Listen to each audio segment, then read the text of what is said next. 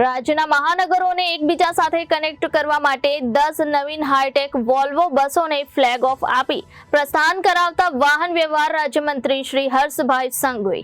ગુજરાત રાજ્ય માર્ગ વાહન વ્યવહાર નિગમ દ્વારા સામાન્ય નાગરિક સુધી જાહેર પરિવહનની ઉત્તમ સેવાઓ પૂરી પાડવામાં આવી રહી છે. રાજ્યના મહાનગરોને એકબીજા સાથે કનેક્ટ કરવા માટે 10 નવીન હાઈટેક વોલ્વો બસને વાહન વ્યવહાર અને ગૃહ રાજ્યમંત્રી શ્રી હર્ષભાઈ સંઘવીએ ફ્લેગ ઓફ આપી પ્રસ્થાન કરાવી હતી.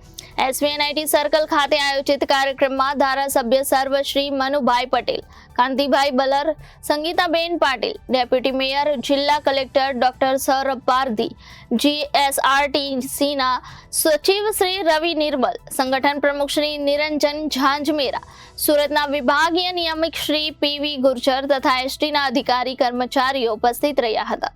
આ નવીન બસોમાં નાગરિકો માટે વિશેષ સુવિધાઓનું ધ્યાન રાખવામાં આવ્યું છે, જેમાં 47 સીટિંગ કેપેસિટી, 2x2 લેધર અને આરામદાયક pushback seat, mobile charging facility. આ નવીન વોલ્વો બસ 13.50 મીટર લાંબી છે.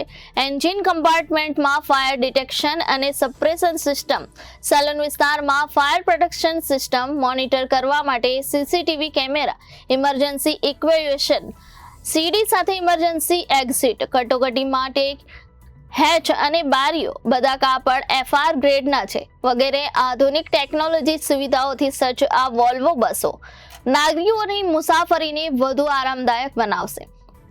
આ બસો સુરતથી ગાંધીનગર સુધી તથા ગાંધીનગરથી સુરત 2 બસો, સુરતથી નહેરુનગર, નહેરુનગરથી સુરત 4 બસો તથા અન્ય 4 બસો રાજકોટના રૂટ પર નિર્ધારિત કરેલા સમયમાં ચાલશે.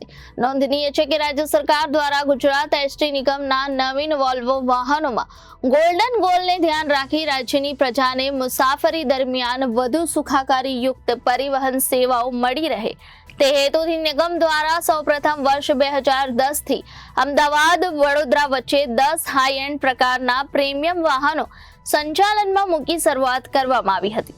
આ સર્વિસોમાં મુસાફરોનો સારો પ્રતિસાદ મળતા નિગમ દ્વારા ઉત્તરોત્તર વધારો કરી હાલમાં 170 હાઈ એન્ડ પ્રકારના સ્લીપર અને સીટર વાહનો ચલાવવામાં આવે છે, જે મુખ્યત્વે રાજ્યના અગત્યના શહેરો તેમજ ધાર્મિક સ્થળો અમદાવાદ, વડોદરા, રાજકોટ, ભુજ, સુરત જેવા શહેરોમાં સોમનાથ, અંબાજી, દ્વારકા, શામળાજી, ચોટીલા, જુનાગઢ, વીરપુર વગેરે ધાર્મિક સ્થળોએ અન્ય રાજ્યના નાથ દ્વારા ઉદયપુર અને કેસરિયાજી જેવા સ્થળોએ સંચાલન કરવામાં આવે છે.